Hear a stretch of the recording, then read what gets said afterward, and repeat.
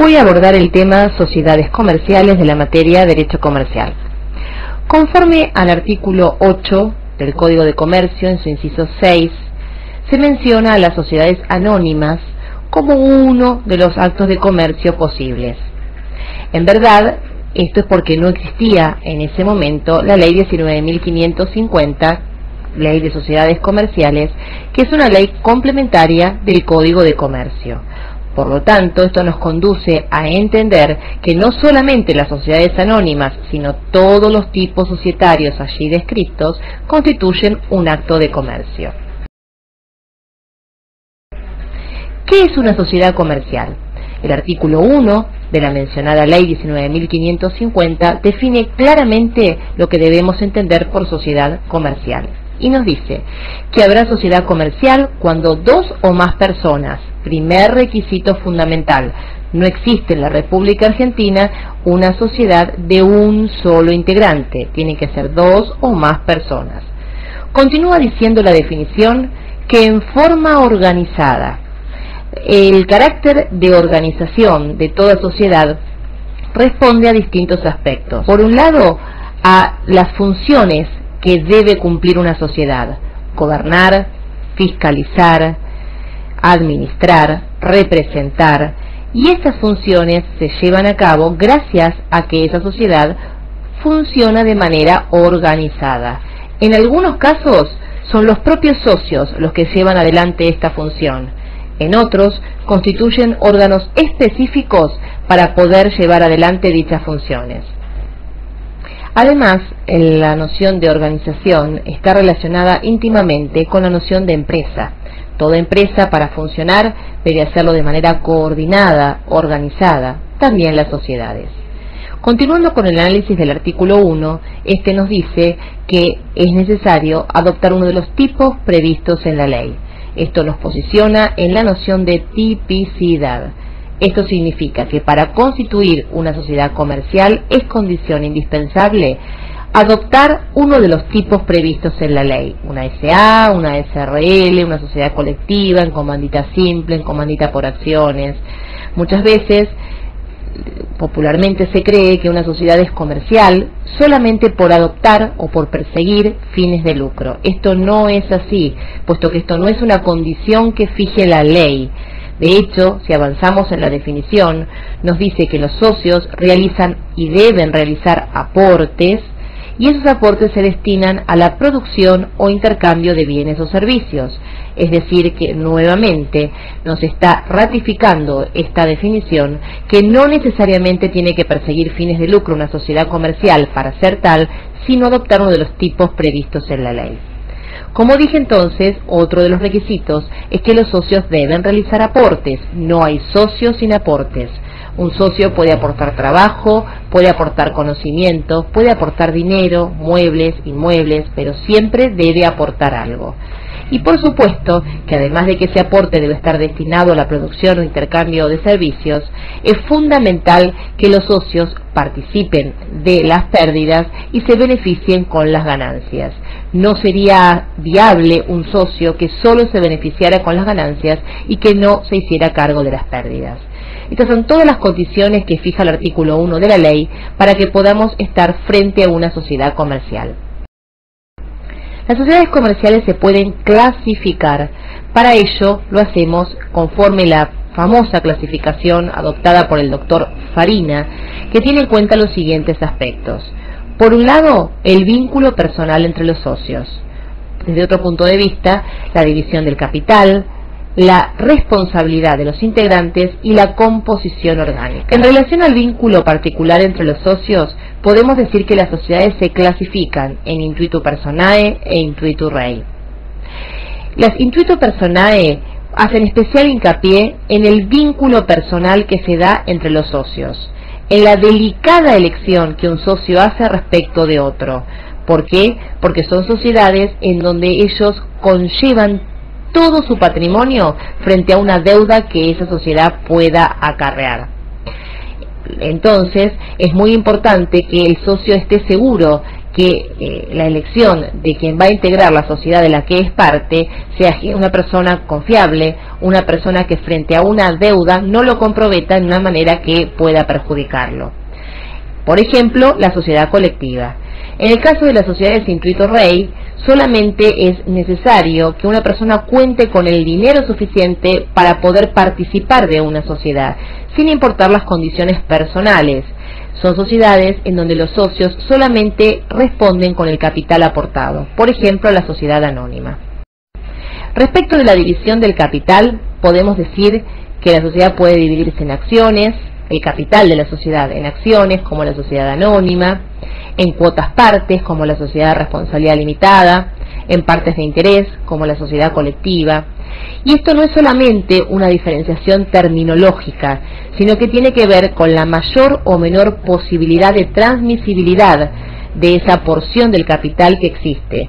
Así entonces las acciones se transfieren muy fácilmente, no así las partes de interés, ya que se necesita, por ejemplo, en algunos casos, la unanimidad de los socios para poder transmitir esta condición. Por lo tanto, reitero que no es solo una diferenciación terminológica, sino que va mucho más allá de esta situación.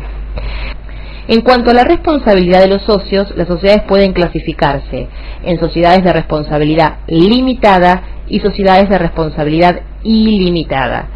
Una sociedad implica una responsabilidad limitada cuando el socio responde hasta el capital aportado.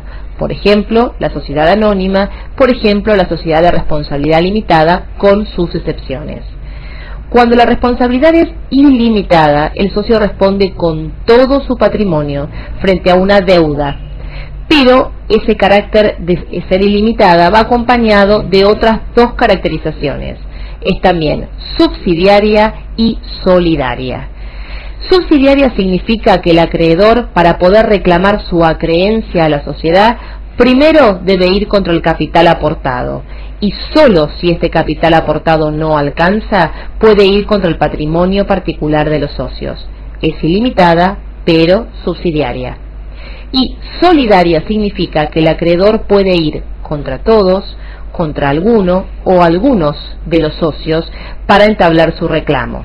Por supuesto que aquel socio que hubiera sido designado por el acreedor para ser objeto de su reclamo, luego internamente podrá reclamarle a sus socios en función de la participación en el capital que cada uno de ellos haya tenido, pero frente al acreedor no puede negarse a abonarle su acreencia.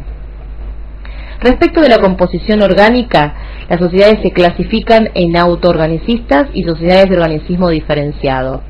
Una sociedad es autoorganicista cuando cualquiera de los socios puede cumplir la función de administrar, de representar la sociedad. Pero por supuesto tiene que estar mencionado en el contrato constitutivo esa designación que por voluntad de los socios se ha realizado. Cuando es un organismo diferenciado, se deben conformar órganos específicos para cumplir las distintas funciones. Por ejemplo, en la sociedad de responsabilidad limitada debe existir una gerencia, en la sociedad anónima un directorio. En tanto que en la sociedad colectiva, que es autoorganicista, no existen órganos específicos. Es importante saber que las sociedades deben inscribirse y el organismo ante el cual deben hacerlo es el Registro Público de Comercio, que en el caso de la capital federal lo realiza la Inspección General de Justicia. La inscripción hace que una sociedad sea regular. Esto significa que funcione conforme a las características de su tipo, ya que si no se inscribiera, pasaría a ser lo contrario, que es una sociedad irregular, que acarrea la responsabilidad ilimitada de todos sus integrantes, aun para el caso de sociedades que conforme al tipo limitaran su responsabilidad. Es interesante explicar por qué la sociedad de responsabilidad limitada, a pesar de ser, conforme su nombre, limitada, presenta excepciones, como mencioné al momento de hacer referencia a la clasificación.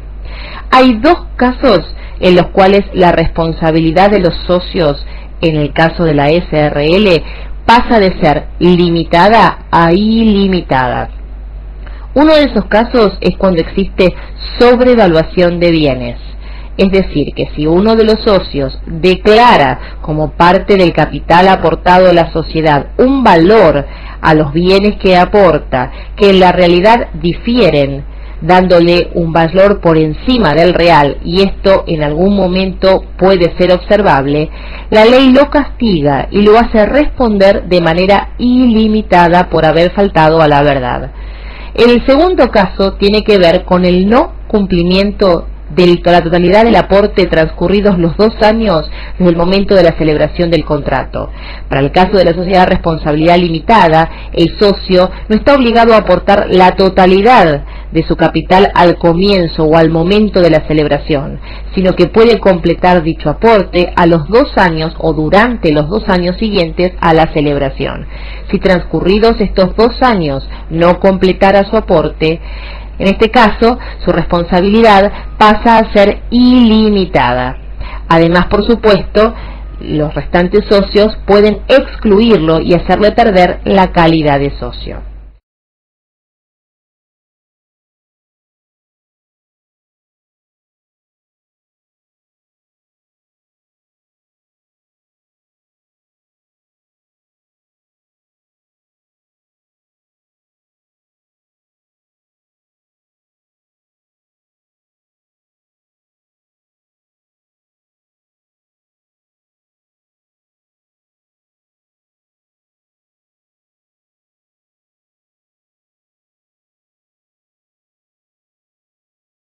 Otro aspecto muy interesante para mencionar es lo que denominamos affectio societatis. La affectio societatis debe ser y debe estar presente en toda sociedad. Esto significa que los socios se unen para perseguir un fin común. En muchos casos conocen fórmulas o manejan cierta información que debe permanecer en el ámbito de la sociedad, en virtud del principio de la confidencialidad. Si alguno de los socios violentara este principio, difundiendo información a la competencia, por ejemplo, o no cumpliendo con el aporte, o bien no asistiendo a las reuniones de socios, esto denotaría la falta de affectio societatis y daría lugar a la posibilidad de que fuera excluido de su condición de socio. Con esto hemos hecho un pasaje de los aspectos fundamentales de las sociedades comerciales, sin entrar en las sociedades en particular, pero estas nociones se repiten en cada uno de los tipos societarios.